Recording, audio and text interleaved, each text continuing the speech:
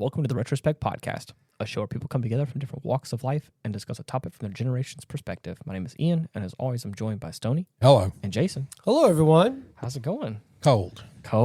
Yeah, we just had a historic Arctic freeze. snow event down in South Louisiana, which you don't see that very often. And for the first time ever,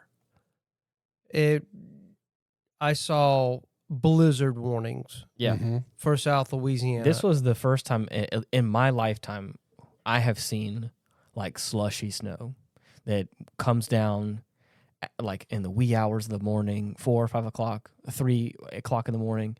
Will kind of, it gets slushy, it's a sleet, and it will stick on the ground and it stays there for the morning. But by the time lunchtime the next day comes around, it's all melted. This, I have never experienced what happened this past Tuesday. It was. I have a video of it being 1 o'clock on that Tuesday.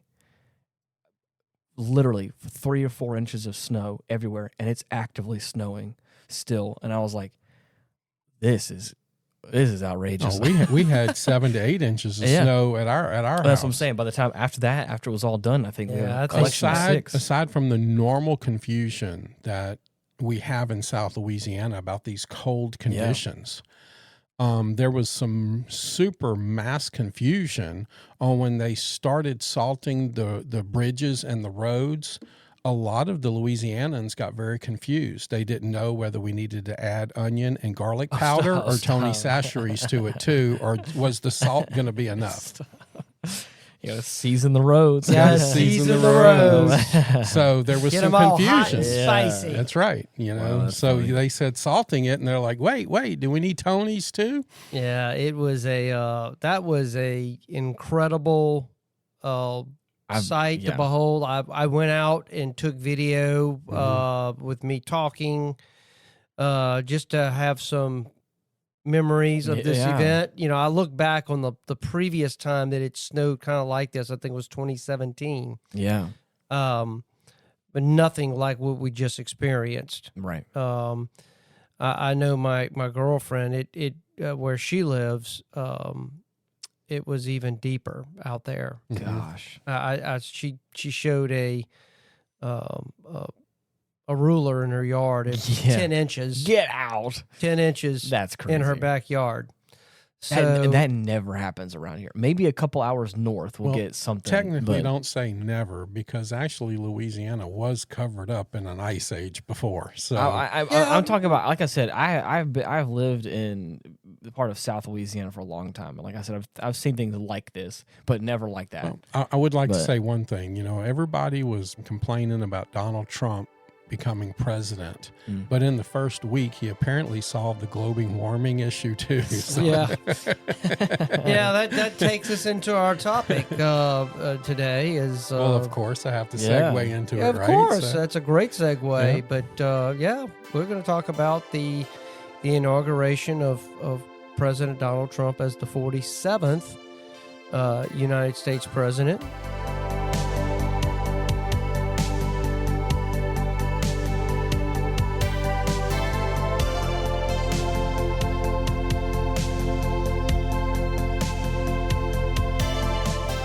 He has definitely shaken things up. He's stirring the pot. He must be 100%. from Louisiana. Brassy.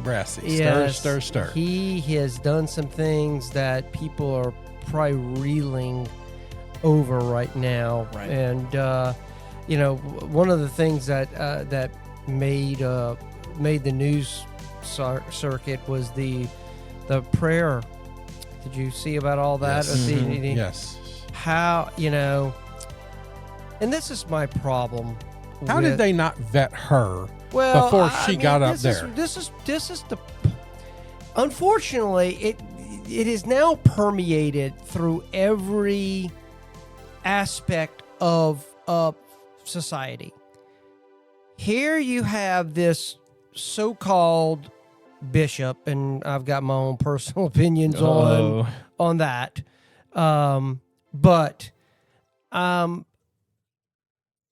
she is sitting there making it out that somehow all the LGBT community is fixing to get rounded up in chains and put into detention camps. And that's what I'm saying. It's just outright ludicrous, delusional view that unfortunately the media has inculcated into the culture that somehow these people's lives are fixing to come to an end. Ever since the verdict on the ballot for who became president, I've heard that exact same sentiment from that side. I'm like, I've heard nobody say that except for them. And it's like, it's like you must. That is not going to happen. Wait. They think they're going to get round up and killed, and I was like, that's not how this works. And it never has. It never will. Why? I mean, who has said this to you? Yeah. That has given you this idea that this is going to happen to you. Well, this is part of the delusional mindset that a lot of these people have. And I'm sorry, I'm not trying to piss anybody off, but when you live a delusional life, you live a delusional mindset. And that's what this is. And it's kind of ridiculous, but they're trying to justify their life and rationalize their life. And the only way that they can do it, part of the delusion, is for everyone to accept them and cater to their delusions. And so now they're using fear to add to that. And it's ridiculous, and it's a free country. Do what you want as long as you don't hurt somebody else.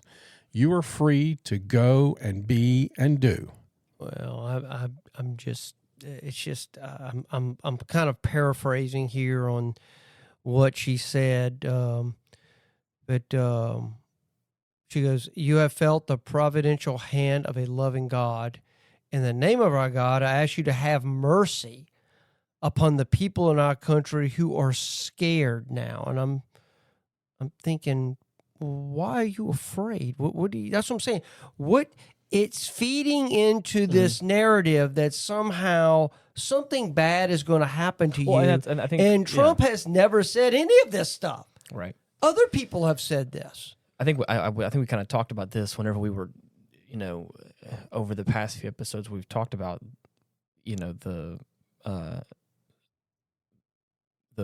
election of this past year and all these things coming up. We've talked about that sort of stuff where like there is this, it's at a boiling point where we've had years and years of demonizing and painting him as such a bad person and like this awful person that like that's what that group believes now because that's what's been like that's what has been their truth on the matter for so many years to where now it's it's just we've talked about this whenever you had said specific like why do people just at the mention of his name get so livid and so angry? And I was like, it's the same thing. It's just this like it's been this slow burn cycle that is built and built and built and has led to this culmination of like the second he comes in office, they're like, we're all going to get rounded up in concentration camps and killed. And it's like, slow down. Where did that come from? Yeah, how are you making that connection in your brain? Right. Because again, it didn't come overnight. It's been years and years in the making. Exactly. Since 2016, it has been this constant, right? That we're going to be rounded up like some common criminals or like, God forbid, like how the Jews were rounded up during World War II. I mean, it's just crazy that this sort of idea has been allowed to kind of ferment and now, as I said, permeates even into religious institutions, and you've got so-called religious leaders that are parroting these kind of this type of delusion out there that something's bad's going to happen to them. Right. And nothing like that has ever been said. That's what I'm saying. The media is in the position is in because of exactly this kind of stuff. Yeah. It just is. And I'm sad that this Episcopal bishop decided to bring this kind of stuff into a religious service. Trump said, find it so funny. Trump said, "I didn't think it was a good service, and they could do much better." But he basically, labeled her as a radical left hardline Trump hater. Mm-hmm. And she goes, she brought her church into the world of politics in a very ungracious way. She was nasty in tone and not compelling or smart. Dang. Yeah, it was a mess. It was a mess. She could have done a lot better. She had a worldwide platform, and she chose to be petty about it. Yeah, so I don't it's know. a shame. Yep. So, but it's a shame.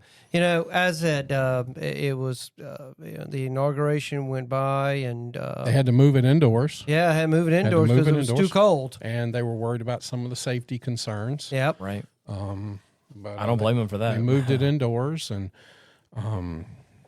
it was interesting. Yeah, and then he began signing his executive orders. Oh, yeah. One of my favorite ones was he removed the United States of America from the World Health Organization. There's a lot of people right now that are very happy about that. I thought that was outstanding. And the second thing that he did that I do like was he paused or stopped all foreign aid for the next 90 days. Amidst of the North Carolina and the California stuff going on. And then what does he do? He makes a trip to both places. That's right. Right. So he's hands-on. I mean, I was watching a video of somebody going, I wish I had half the energy of this man. Mm-hmm. Because when you look at what he did the inauguration day and then starting the very next day, he's been busy. Right. Not a dime of money right now should be going overseas, right? Yep. Until our own people are made whole. Yes, that's right. 100% agree. We set up and he said, before. "This is the way it is." And he says, "And then when we start giving money back out, we will verify and prove that they believe the same things that we do." You know, when I said something on another show that under the Biden crime family administration, we were doing how many $80 million every 14 days to the Taliban in Afghanistan. Crazy. Well, how about we stop that one? I'll tell you what, people are going to be shocked once some of these things are now uncovered. I was sad to see that going on. Vivek left Dodge. Did you see that? No, I did not. Yeah, you can pull it up on your little Google thing there. I think he left Dodge.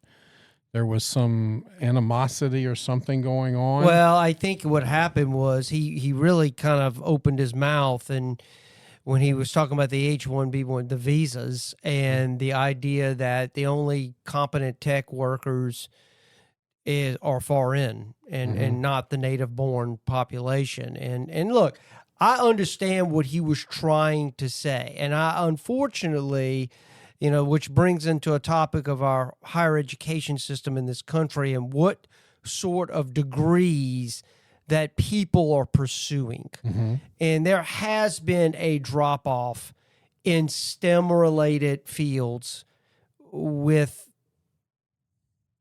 America. I mean, you can see the statistics all the time. Where is our ranking in math, in sciences, as it compares to other countries? Mm-hmm. This has been a long time in the making. And I do believe, unfortunately, it's starting to play out because the economy is now shifted to a more technical-oriented direction. And unfortunately, there's just the number of people going into those fields are just not at the level that it needs to be to make our country as competitive as it could be. And I think that's what Vivek was trying to say. He said it the wrong way. Now, I agree that, unfortunately, what's been happening is these companies under the table are going after these cheap immigrant labor and willing to, these people are willing to come and work for substandard wages versus a native-born person who basically wants to be paid at a certain level, commensurate with the skills that they bring to the table. And I think, unfortunately, it was just it angered a lot of people. And I think part of the reason why he pulled out, probably because some of that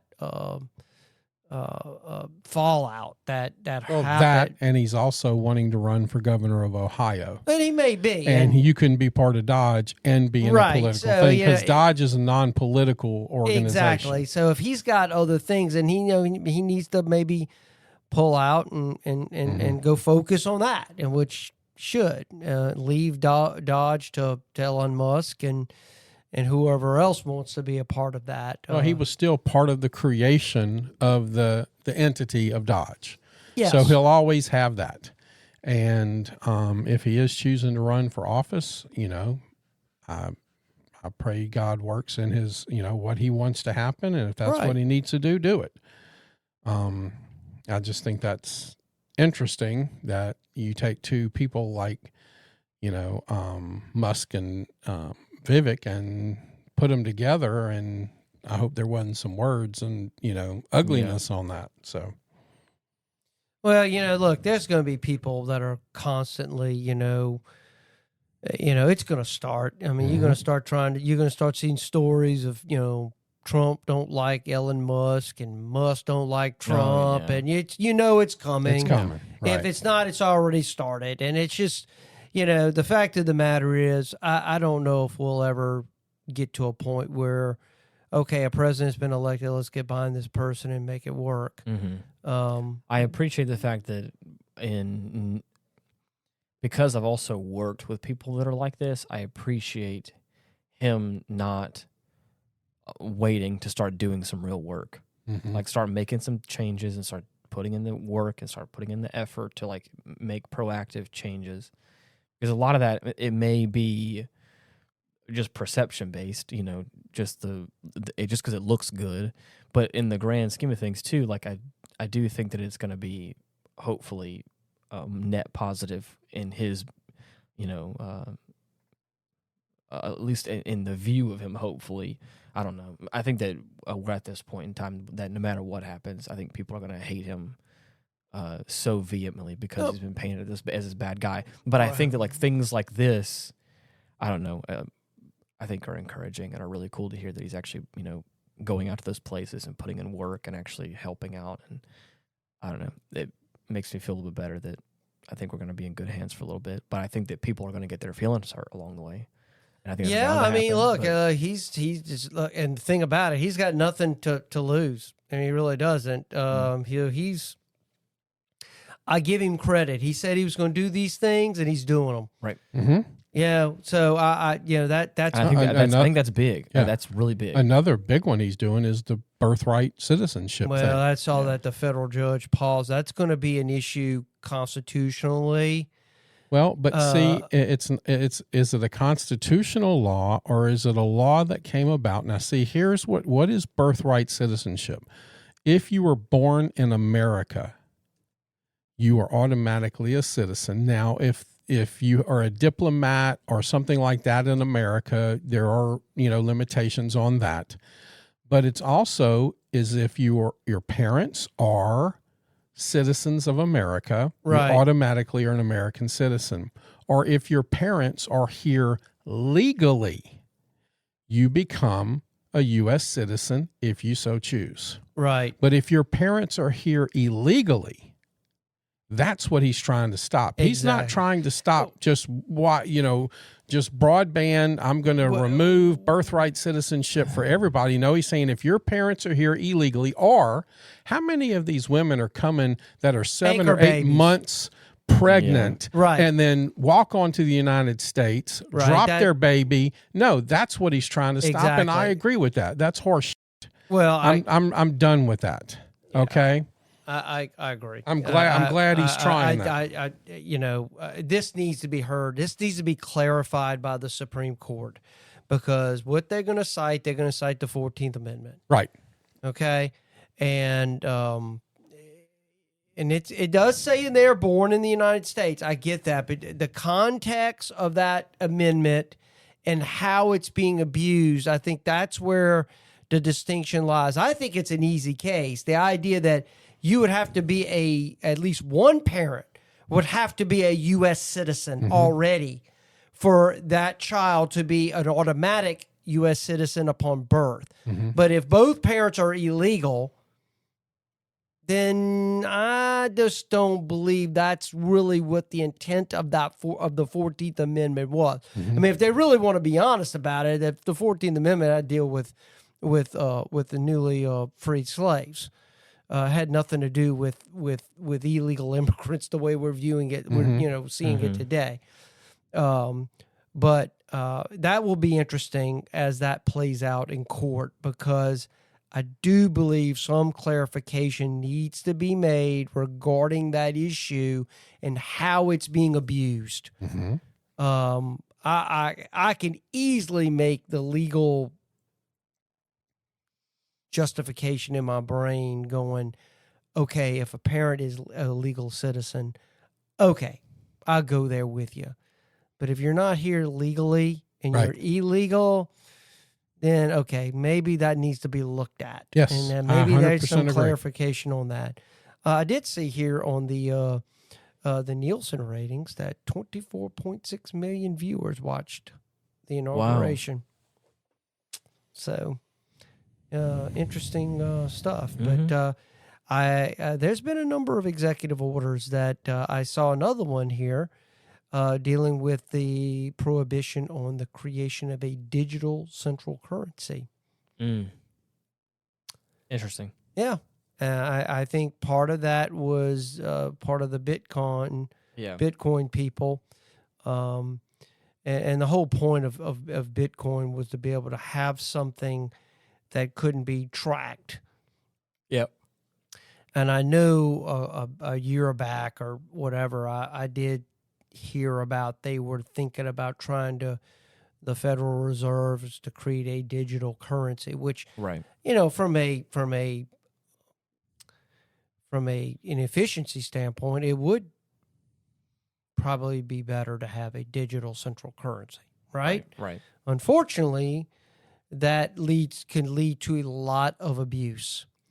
And when the government can basically say, I can buy some things and I can't buy other things, man, you talk about open up a can of worms there. Well, it's like what the credit card companies are starting to do with people that buy guns and ammunition. Exactly, and I remember that some banks were getting out of that, like Chase. There was a few which really disappointed me with Chase doing that. That's not your job. To do that. If these products are legal and are protected by the Constitution, you shouldn't even touch it. Right. Okay? If people abuse it, then unfortunately there's remedies for people who violate the law. Right. But to sit here and just flat out we're not going to facilitate the purchase of a gun purchase. Right. Again, when it's legal. It's not your job. That's not your job to do that. Your job is to hold on to my money. Exactly. That's your job. And unfortunately, while there's certain aspects of a central digital currency that I like, there's other parts of it I don't like. And unfortunately, the parts I don't like is, from what I've seen the last 4 years, I would be on the side of no, and then we can't do it. Until I can know some safeguards that none of that can be used when certain people get in power to restrict my ability to purchase things. Yeah.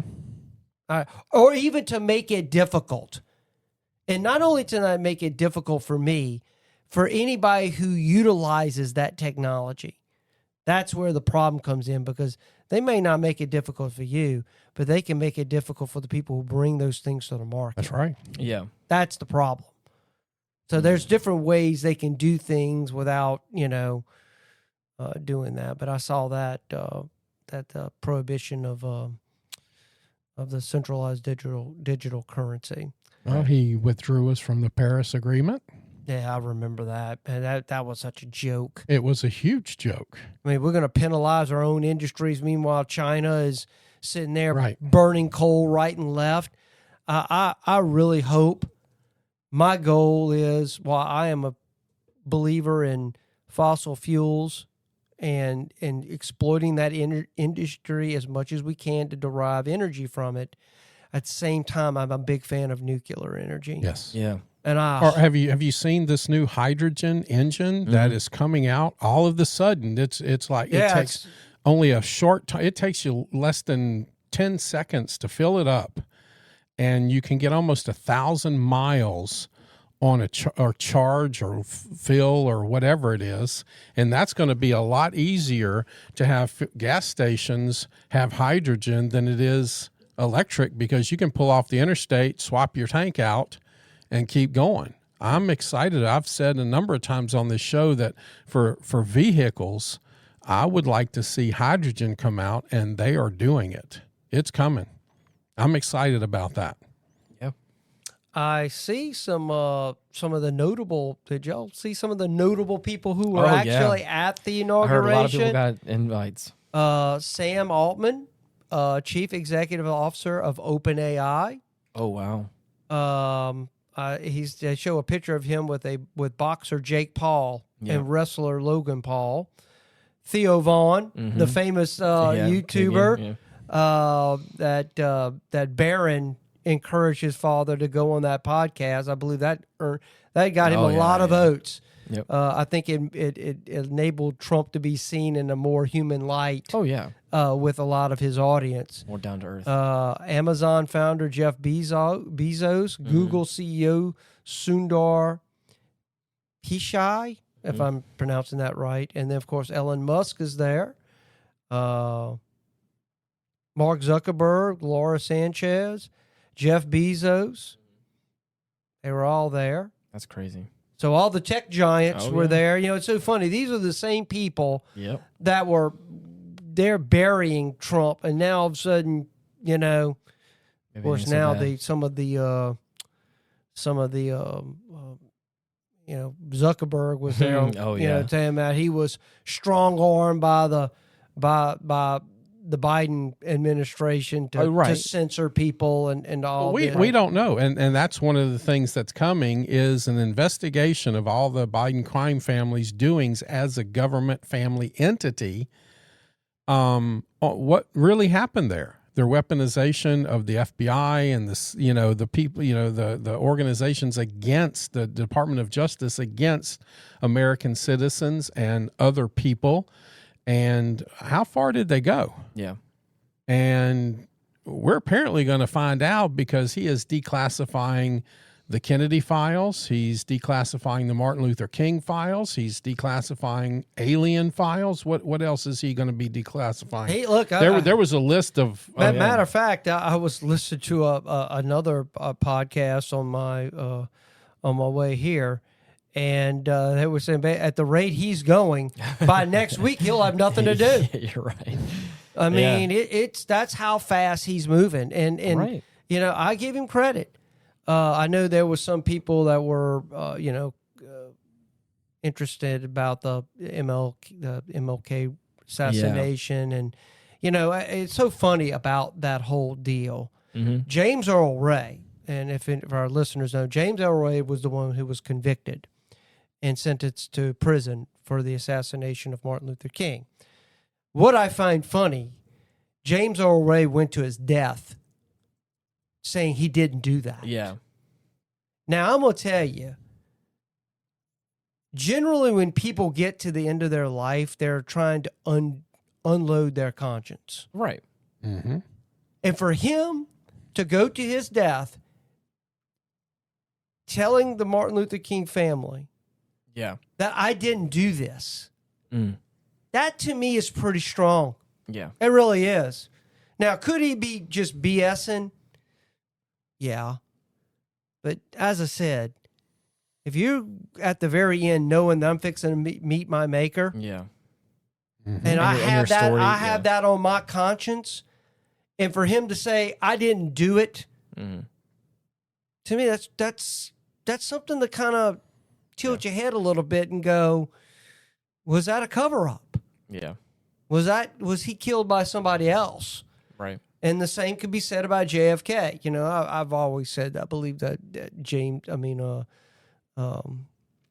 what's his name? Oswald. Lee Harvey Oswald. Yeah. That he was the sole gunman. Yeah. That killed John F. Kennedy. I find that hard to believe. There's too much smoke around that whole deal to believe that. Right. And then, of course, then his brother, Bobby Kennedy. Right. You know, what's going on with that? Yeah, of course. What happened there? So it'd be very interesting now that he's declassified all that and the Freedom of Information Acts start coming in for all that information. What's now going to come out? And look, it may all be for nothing. It may be basically the same narrative that everybody knows. It might all be the same. Yeah, but see, how far does that go? Okay, we know, and I'm sorry, we know the CIA murders JFK. Oh, yeah. The Warren Commission absolves the CIA. Nixon knows the CIA murdered JFK. 4 of the 5 Watergate burglars work for the CIA. The CIA frames Nixon for Watergate. Ford is chosen as Nixon's replacement. Ford was on the Warren Commission. Yeah. Hello. Tell me something's bullshit without telling me something's bullshit. I believe, I've always said that. I've come as I've gotten older. I have really kind of read about this and just kind of listening to all the stories that have come out about that whole event. I'm a firm believer that once the Bay of Pigs invasion failed and the fallout of all that. Kennedy lost faith in the CIA. Oh no, they embarrassed him 3 times, and he said, "I'm shutting you down. I'm shutting you down." And then surprisingly, he gets killed. Johnson gets sworn in, and we are sending 250,000 U.S. troops to South Vietnam. This is what Eisenhower warned us about. This military-industrial complex. And we've said this term. What does that mean? That means everybody that's in the business of war. Yeah. As I said, I've told people a lot of times, and it gets people very depressed. There's no money to be made when everybody's singing around the campfire, Kumbaya. Right. But there's a lot of money to be made in bullets, in missiles, in tanks, in planes, in everything surrounding that, because somebody's got to make all that. Right. And unfortunately, we have a lot of people in this country that are tied into that industry quite a bit. So what about Trump wanting to change the Gulf of Mexico to the Gulf of America? Oh, that made news. Well, the Democrats said when hell freezes over. Well, apparently this week, everybody in the South said, hey, welcome, good morning from the Gulf of America. Right. Because hell did freeze over. Well, I will be very curious. How does names of geographic features, I don't know. How does that work? That they've been changed. At one time, this was the what was it called? The Louisiana Purchase, when all, things change all the time. Right. And so what the Biden crime family, Joe Biden, did was he wrote an executive order that stopped all new drilling in the Gulf of Mexico. And so to make it easy, instead of having to fight that executive order, Donald Trump just said, well, we'll change it to the Gulf of America and keep drilling. Yeah. I mean, it's kind of smart in a way, but, think about that. On his way out. Now, this is after all of the evidence is coming forward that Joe Biden was incompetent. Okay, he was not mentally capable to stand trial. Then why was he mentally capable to be a president?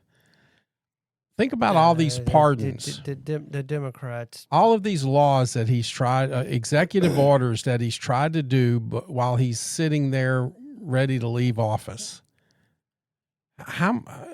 They're challenging all of it. Yeah, it's amazing. Because, number one, and I forgot the law, I'll have to look it up.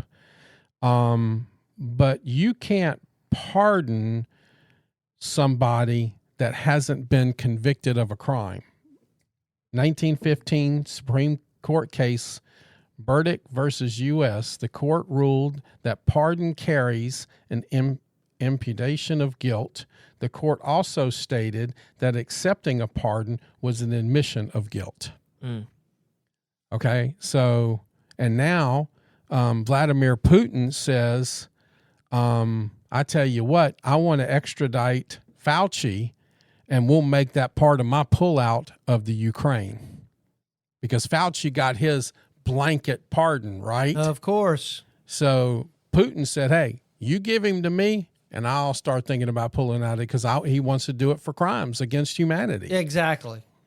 Well, that's something. They brought that on themselves. They did that. But the minute he accepted that, according to the Supreme Court, he is accepting the guilt. Yeah. An admission of guilt.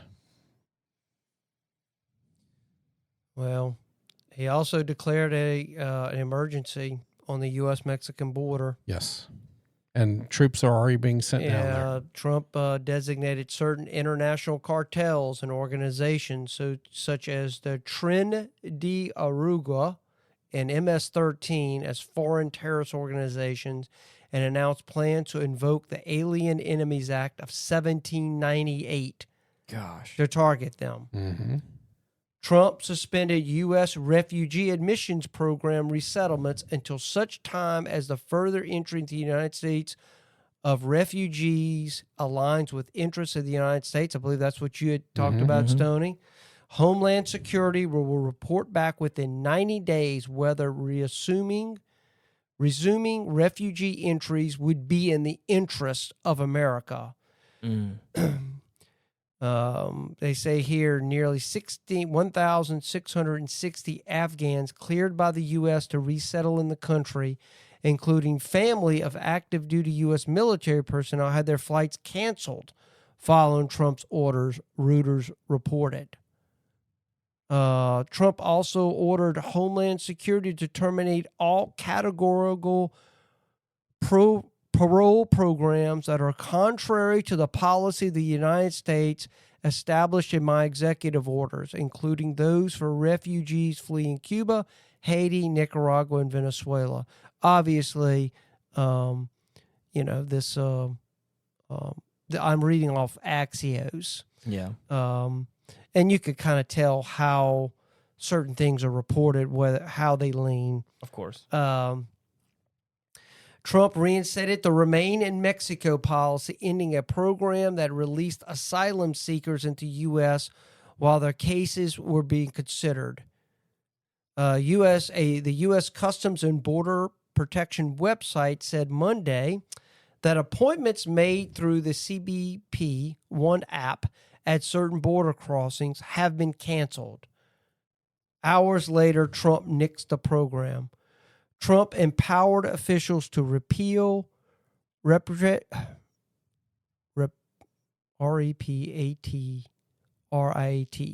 For whatever reason, I can't pronounce that word right now. Or remove any alien engaged in the invasion of the southern border. And, of course, birthright citizenship. That's a big issue. Energy and environment. Trump declared a national energy emergency, ordering expedited, deregulated drilling as he's repeatedly vowed to drill, baby, drill. One order specifically targets energy production in Alaska, rescinding former President Biden's protections around the state's coastal areas. In a separate memorandum, Trump paused offshore wind leasing in federal waters. Paris Climate Treaty, that's been we've been pulled out of that. What was that one again? He also the Paris Climate Treaty. Stoney mentioned mentioned that. Trump also took aim at the Biden administration's federal procurement targets for clean power, electric vehicles, and other energy goals. Trump directed the Energy Secretary to restart application reviews for liquefied natural gas export projects, which were paused by Biden over climate change concerns. Trump also revoked a 2021 Biden executive order that set a goal for 50% of U.S. vehicle sales to be electric by 2030. That ain't that far away. Yeah. That's a lot of electric vehicles in the next few years. Mm-hmm. Executive orders targeting DEI and transgender Americans. He established on Monday that it is the policy of the United States to recognize two sexes, male and female. Thank goodness. These sexes are not changeable and are grounded in fundamental and incontrovertible reality, his executive order reads. He said he also rescinded a Biden administration provision that allowed transgender people to serve in the military. Trump did not immediately ban trans military personnel from serving as he did under his first administration, but paved the path to revive the ban.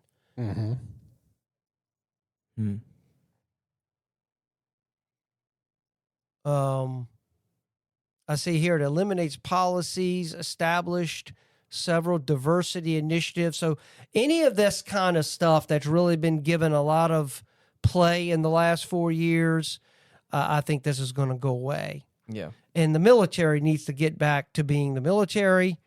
It needs to get back to a set standard.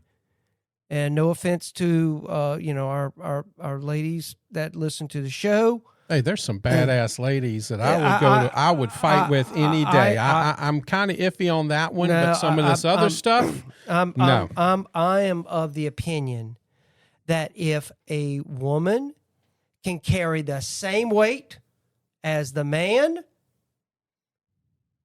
then if those standards have been compromised in any way to increase the number. I don't want to get that. That one's a little too much. That's too much. To increase that, then I'm basically going back to what we did. I mean that's DEI fine. stuff. I'm glad, but there are some extremely capable women on this planet, and I'm not going to dismiss them.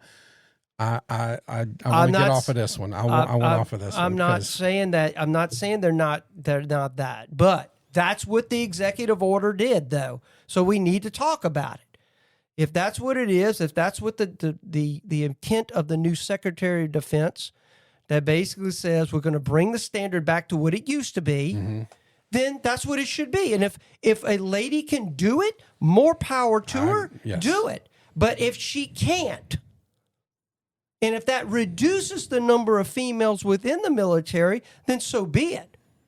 But I think the military needs to get back to what it used to be, was a fighting unit, and that's all it is, not a social experiment.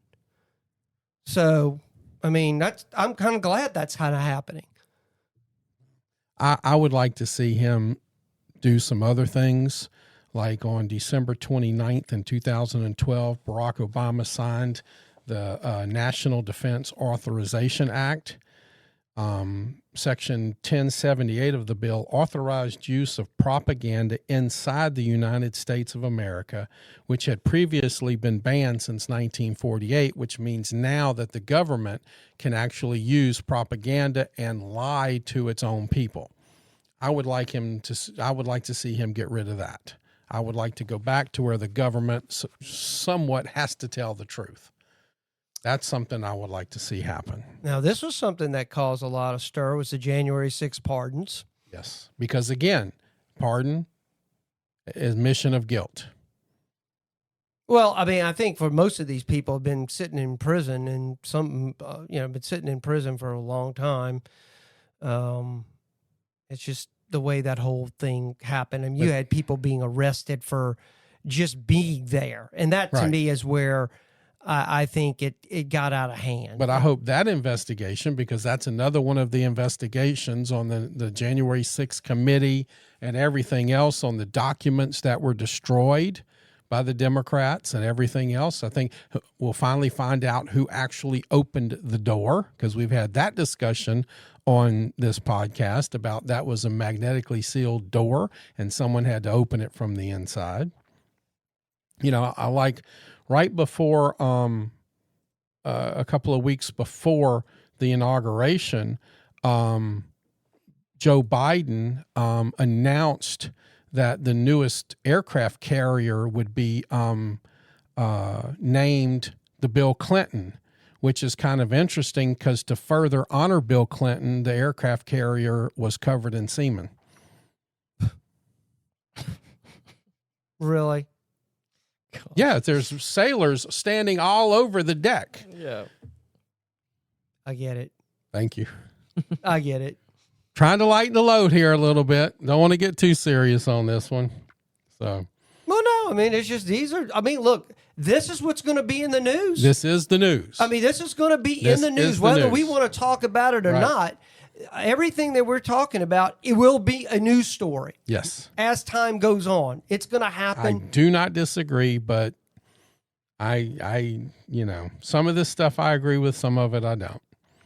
So, but I don't know. I'm pretty much everything he's done is nothing's really jumping out at me. That to me, it's basically going back to the way it used to be. Mm-hmm. I mean, I don't.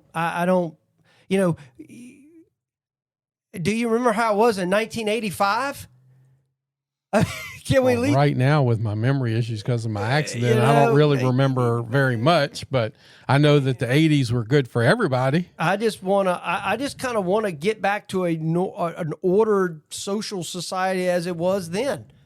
I ain't talking about going back way back.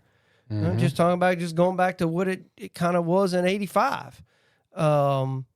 But there's a lot of stuff here. Now the big thing is, I'm telling you, so it was the TikTok extension. That to me, yes, is what I'm very curious. Well, how the Democrats actually messed up, and they said it was for national security, but one of them accidentally slipped and said that it was going to be used as propaganda against them.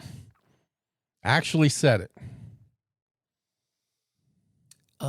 I see this here. There's like a number of things that Axios, because it's going through all everything that's been signed. Suspending the TikTok ban for 75 days. I think they're trying to find an American investor. Because that to me is what the big issue is. And you talk about different things that you disagree with. I'm a bit on the fence on TikTok because I do believe TikTok's a spying mechanism for China. And I do believe, I have no problem with TikTok, but it needs to get out of the hands of the Chinese. But if you also listen to some of our past episodes with Brandon, it's also a tool used to affect some of this nanotechnology and wetware that's already inside of our bodies. Exactly. So that's what I'm saying. I just think it needs to be. And we have got to get back, and I hope more than anything that we get back to make things that deal with national security, that we make that here in the United States. And I'm going to tell you, all these Chinese people that own a lot of farmland in the United States, that needs to be undone too. Even Bill Gates owning the most of it. Right. If you are an ally of the United States, okay, I get that. But I don't think anybody outside of an American citizen should be able to own American property. Period. End of discussion. No. If you're not an American citizen, you can't buy it. Now, that doesn't count on what do you call it? The political where the diplomats stay. Embassy? Embassy. Thank you, Ian. Embassy is different. That is foreign soil technically, but that's one thing. But if you're not an American citizen, you should not be able to. What's the point of being an American citizen? That should be the greatest, highest standard that you have. Right. Okay. And an American citizen comes before everything else. That's what a Republican Constitution constitutional republic says that the citizen comes before all else. And so, no, I don't agree anybody should be able to own anything unless you're an American citizen. Well, I'm willing to go halfway on that and say at least you need to be an ally of the United States and not an actual enemy of the United States. That's the problem. If France owns farmland in the United States, I think we're on pretty good terms. Okay, but that could change one day. It might, and then you. Okay, so how about we just stop it all, and then we don't have to worry about it changing? Because then you would have to stop probably American ownership of any property over there. Great. And I don't know who's gonna. I got no problem with that. I don't know how that's gonna go, but I said, Tony, you think all it should be? I just think it should be you need to be an ally, and if you're no longer an ally and you own property in the United States, oh well, then you get forfeited. Boom, you don't own it anymore. Okay, see, I don't mind adding that stipulation to it. That's fine. That's you what got I'm talking 90 about. days. 90 days to get rid of it, or it's forfeit. Well, then that to me, then you have to give incentive to stay on the good side of the United States. There we go. So yeah, this is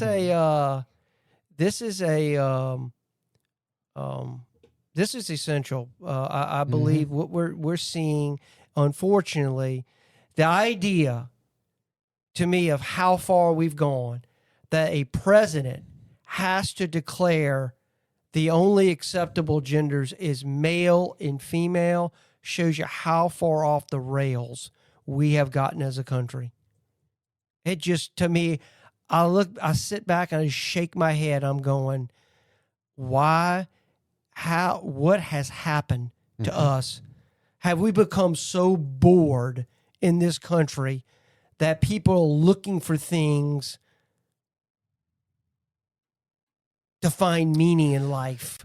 I mean, that's usually a sign that I've gotten to a point where pretty much all my needs are met. Oh yeah. And now I feel kind of listless and bored, and now I've got to find meaning in life. So I'm no longer this. I'm really that. Right. It's just this kind of I don't know. I mean, I'm just I think you're right. I mean, there's a certain level I think you get to as a society where all your needs are met, and you do. I think people do get bored, and they have to look for the next. I don't. They have to look for the next thing. I don't think it's an active, like they're not actively thinking about it, but I think it's like a byproduct of, being, never really. I don't want to say that. I was going to say never truly wanting for anything. Like you, if you have a decent job and you like that, and you're able to, Hey, the bottom line to it is our kids have too much damn time on their hands because they're not outside, they're not doing chores, they're not working, and so their minds can go a little crazy. And then you add all these chemicals to our food that we put in our food. What do we expect to happen? Okay, put your kids outside, take the phones away from them, put them to work, teach your kids how to work on cars and motorcycles, and then they won't have money for drugs. Then they won't have, time for this deviant behavior to come in, and try that. Put them to work for a change. Well, yeah, I would agree. It's, yeah.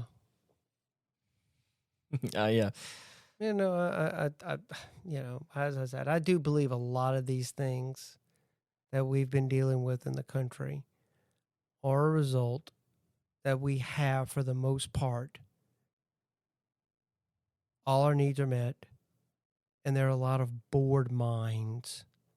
Idle hands. Bored minds. And fortunately, you're always then looking for something to provide meaning in my life. Mm-hmm. So that's kind of, to me, that kind of human fundamental drive in us, unfortunately, can get warped, and you kind of direct that energy toward things that are, I hate to say, just flat out stupid. Yeah. But you entertain these things because you have nothing else. It's like when things get tough, then all of a sudden people shift. Right. It's amazing how that works, that people shift. It's only when we are in a state of excess that you see these kind of things happen. But historically, that's what happens. Hard times create strong men create easy times create weak men, and weak men create hard times. We're in the weak men era, and we've had so much given to us, we don't appreciate it, and we're fixing to get into some even harder times. I need to make a correction that I made. I did read that he signed an executive order prohibiting the creation of a centralized digital currency. And I may be a little bit different, but I'm reading here. So Trump signs executive. I'm reading a CSNBC deal. So Trump signs executive promoting crypto and paving way for digital asset stockpile, which this may be different than what that particular deal was. But he says right here, it says President Trump signed an executive on to promote the advancement of cryptocurrencies in the United States and to work toward potentially developing a national digital asset stockpile. I see. Okay. So it's almost like making like a U.S. specific, I guess, right. I think crypto. this is more of a digital Fort Knox. Right. I think this is more to kind of make it easier for Bitcoin and these kind of industries could flourish. And he's also a big. I saw also in one of his speeches, he's a big in promotion of AI, which I know, Ian, you're not a big fan of per se, but I do feel that AI is fixing to make some massive leaps under this administration, and whether for good or bad, right? We won't know. It is as like I said, I said before, and I'll say it again. I think that if it's used as a tool, I think it could be used effectively in certain aspects. But if you're using it as a crutch, or you're using it because you're lazy in some capacity, I don't think it's good. I think it can be used for good, but I think when you just make it readily available to the public, I think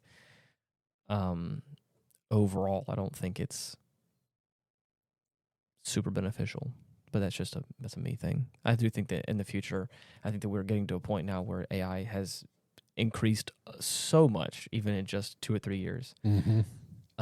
So I mean, who knows? That's right. I try to be. Who knows? I try to be open-minded about some things, but then there's some stuff that I'm like, I just don't think that's going to be. I don't think that's making us better. I think it's making a lot of us. I think it's overinflating the internet full of just bots and useless information, all that kind of stuff. And it's, anyways.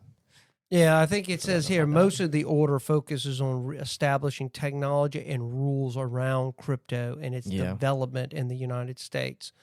One of the critical pieces is the creation of a working group to consider a national digital asset stockpile, potentially derived from cryptocurrencies lawfully seized by the federal government through its law enforcement effort.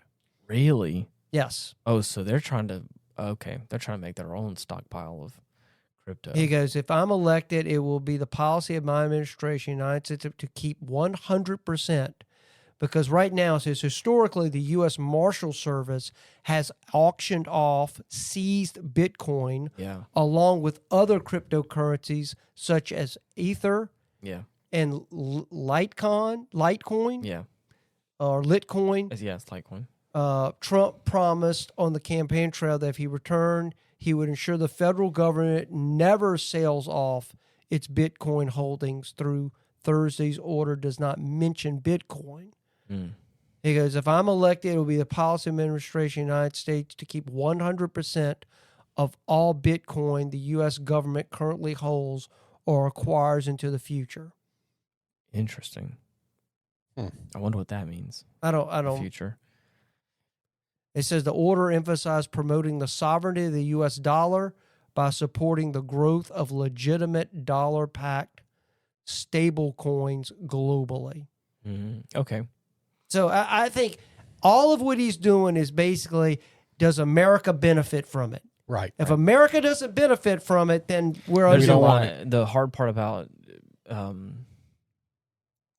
cryptocurrency is the fact that there's been a lot of scams over it, especially because it's decentralized and it's hard to track and all this other stuff or whatever.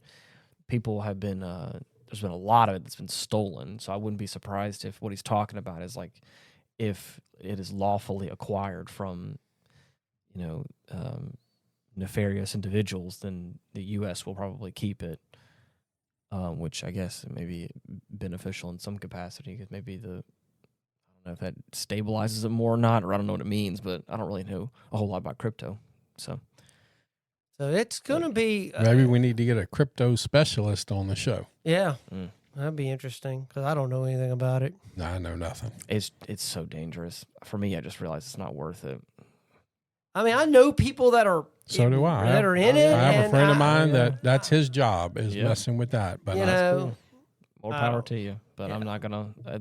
It's like I understand that stock exchange and like the stock market is gambling, but I feel like crypto is gambling on steroids. It's like you're putting a lot of money in there. There's to lose it nothing all. backing it up. I mean, it's just the reality is there's nothing backing it up, and we'd have to completely rethink currency. Oh yeah. I don't know. I don't know anything about Bitcoin. I would need to get somebody on to talk about it. Yeah. But I know a lot of people invest in it. Mm-hmm. Right now, it's doing pretty good. Mm-hmm. Right. It's doing even better now that he's signed some of these orders. So yeah, it's going to be interesting to see what other executive orders that are going to be forthcoming. Because he's he's putting a torch to it all. Oh yeah. And look, this shows you it's somebody who's got nothing else to I'm not running again. And he's not part of the military-industrial complex or the pharmaceutical medical complex. Exactly. So all those people that traditionally had a hold on people who occupied the office. And that's why they've been scared of him from day one. They make all these lies and stuff up about him, but that's why. The first thing, he ran against Hillary Clinton. Even though at one time Hillary said, we need people like Donald Trump to start running for office. Right. He ran against her, and they turned on him. And then they realize he's not part of these complexes that they can control. Right. Well, like I said, I'm excited to see that he's putting in some good work right at the top. I think it's going to be good. I think it's going to hopefully change the perspective of him and all that kind of stuff for a certain he apparently did something about global warming already. So yeah, we got to get back to doing what we got to do. I mean, as I said, we've got to get back. I'm all for exploring new technologies. Right. I really am. I've never been opposed to that. I just think you need to, you don't cut off one hand and to while you're trying to do this. I mean, it's if you're going to fight pollution, then everybody needs to be rowing in the same direction. If not, you're not going to do it, because I'm going to tell you, those developing countries, they're going to say, look, we got to develop our economy. I don't have time for all this stuff. Right. I got to do what I got to do. Yeah. Mm-hmm. And we need to do what we need to do. We need to be energy independent. Yeah. Period. We have plenty of energy right here. So I'm hoping that that we get back to just some common sense on some of this stuff, and just common sense energy policy, and get energy prices cheap again. Get money cheap again, where actually people can buy homes. Groceries cheap again.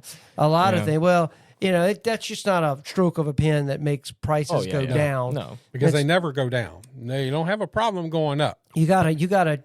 There's so many layers to that process of what makes a gallon of milk cost what it does, or eggs cost what it does. So it's just going to take a while to undo some of the some of the I just hope craziness of the last 4 years. Things are able to.